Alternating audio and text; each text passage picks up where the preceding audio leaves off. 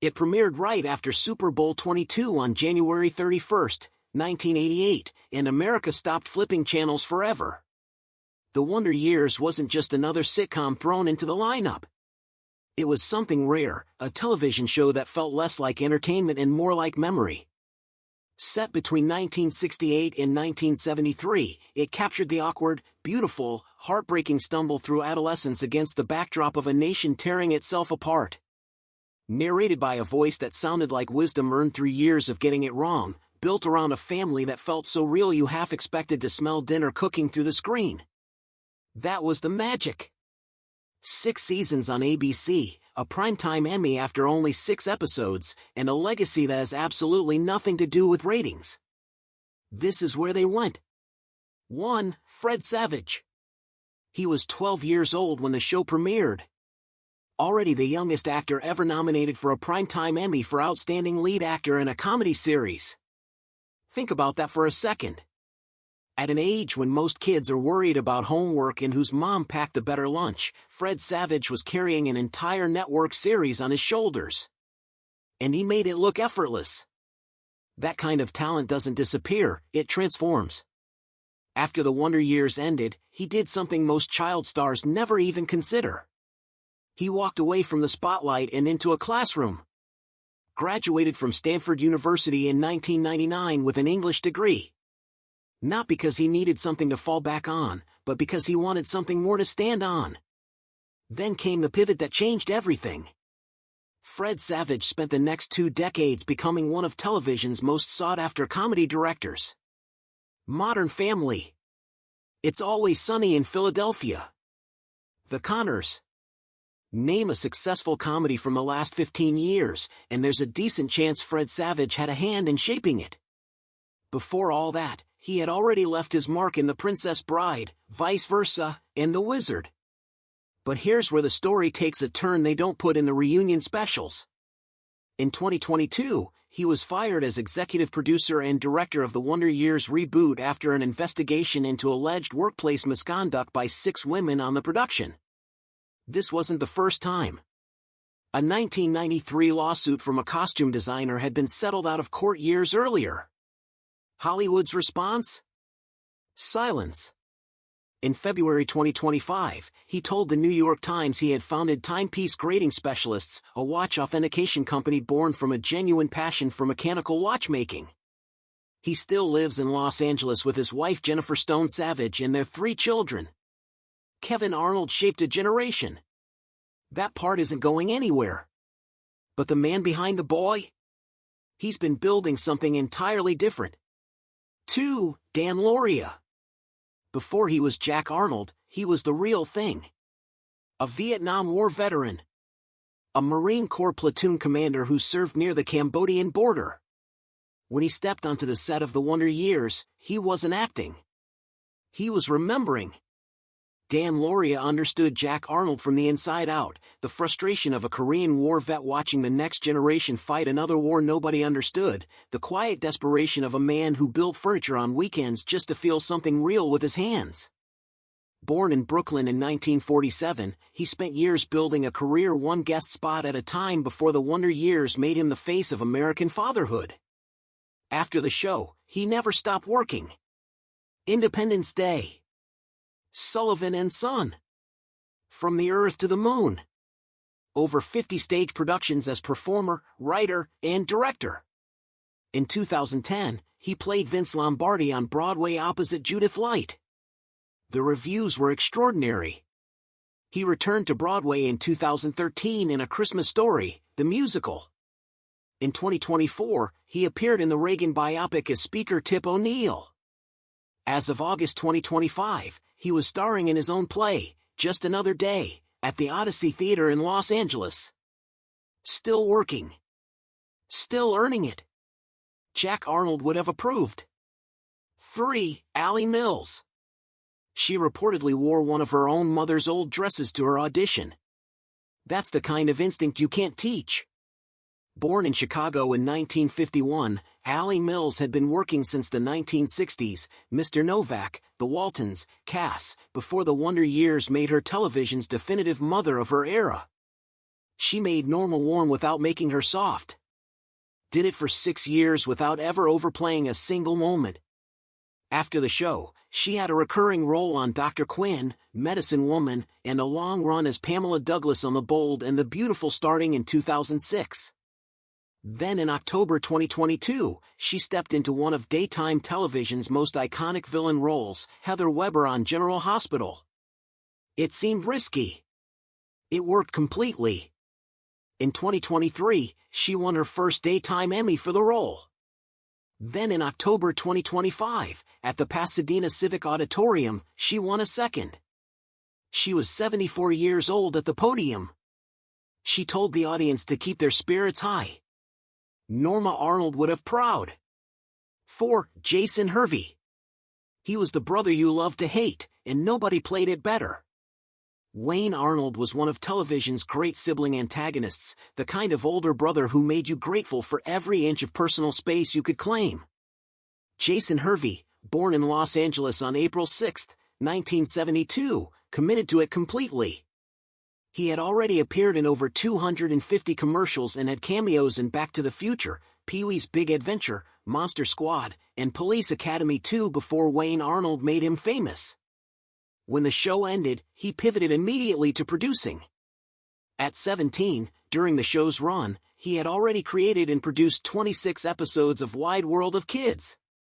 He partnered with Sony's Peter Guber at Mandalay Sports Action Entertainment, building a WCW partnership that produced 17 original productions.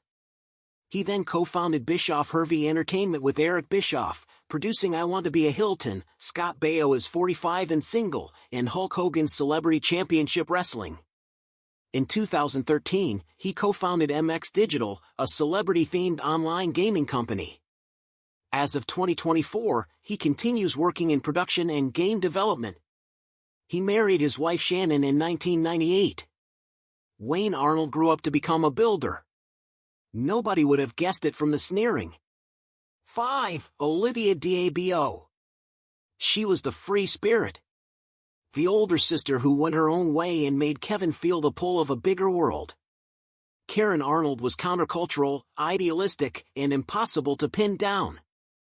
Olivia d'Abo played her with a specificity that went beyond the costume and the attitude. Born in London on January 22, 1969, the daughter of Manfred Mann vocalist Mike d'Abo and model Maggie London, she grew up around music royalty. Elton John, Cat Stevens, and Dusty Springfield were regulars in her family home. She debuted at 14 in Conan the Destroyer opposite Arnold Schwarzenegger, won a Golden Raspberry for Bolero the same summer, and was undeterred by either. She left the Wonder Years main cast after season 4 when Karen married and moved away.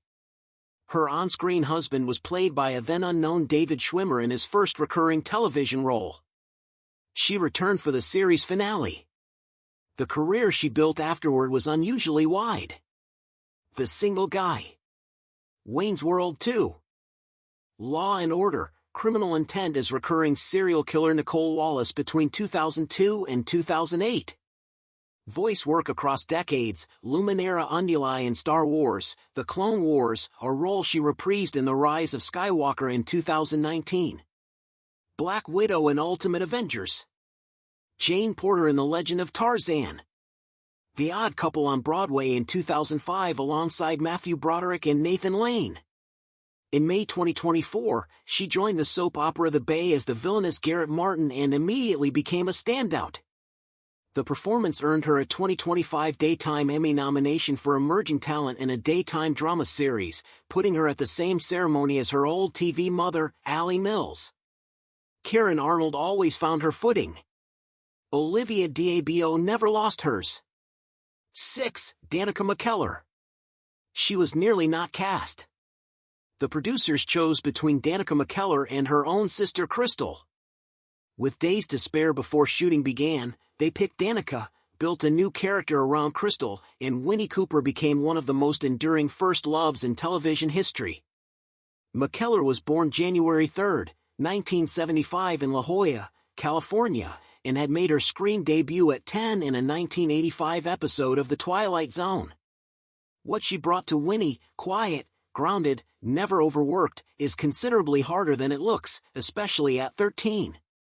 After the show, she enrolled at UCLA and graduated summa cum laude with a degree in mathematics. She co-authored the Chase-McKellar-Wynne theorem, a mathematical physics paper published in Britain's prestigious Journal of Physics. She testified before Congress on encouraging women in mathematics. She appeared on The West Wing in Season 4 as Elsie Snuffin. Then in 2007, she published Math Doesn't Suck, a New York Times bestseller written to help middle school girls engage with math without fear. 12 books followed. Over 2 million copies in print. A new title released as recently as November 2025. She has been named ABC World Newsperson of the Week for her education advocacy. She also became synonymous with warm-hearted holiday films, first for Hallmark, then Great American Family, starring in Grounded for Love as recently as 2025. She relocated to a Nashville area home in 2022, married to attorney Scott Sveslowski since 2014 with a son Draco from her first marriage. At the 2024 Fanboy Expo reunion, she was the one who posted the group photo and wrote that this gathering hadn't happened in over 20 years. Winnie Cooper was worth the wait. 7. Josh Saviano. At the end of the series finale, adult Kevin revealed in voiceover that Paul Pfeiffer had gone to Harvard and become a lawyer. Of course he did. The real Josh Saviano, born March 31, 1976 in White Plains, New York, raised in North Caldwell, New Jersey, made a few different stops along the way but arrived somewhere remarkably close. He walked away from acting at 17. Finished high school in New Jersey. Never looked back.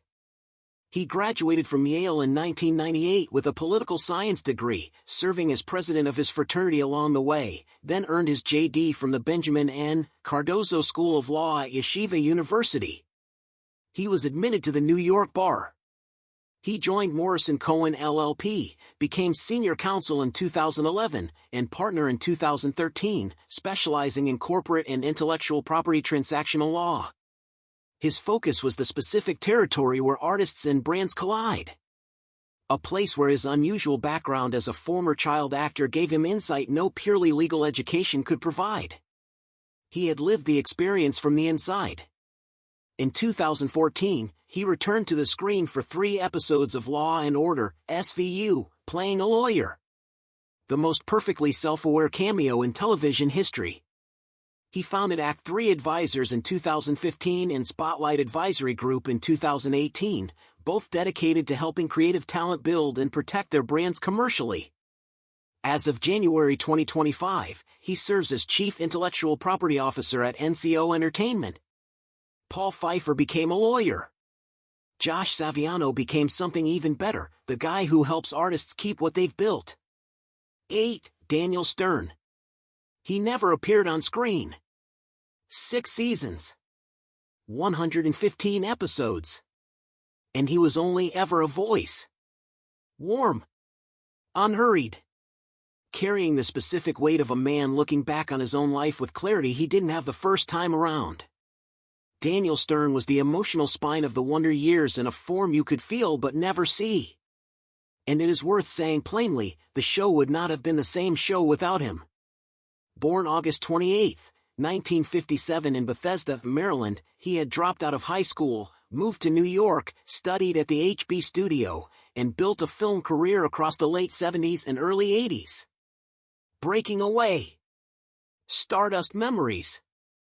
Diner. Blue Thunder. Hannah and Her Sisters. Then came Marv. Home Alone in 1990 turned Daniel Stern into a physical comedian of the highest order. A man willing to be systematically destroyed by a child's homemade traps in service of one of the great comedic performances of that decade. He was smart about it too.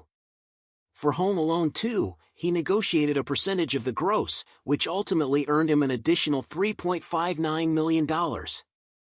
At some point, he made a choice most people in Hollywood never make, to stop traveling, come home, and build a life around something quieter. He became a sculptor and painter, living on a ranch in California with his wife. In late 2024, the new owners of the original Home Alone house commissioned him to create a bronze sculpture of himself and the tarantula for their living room. He completed it and sent it their way.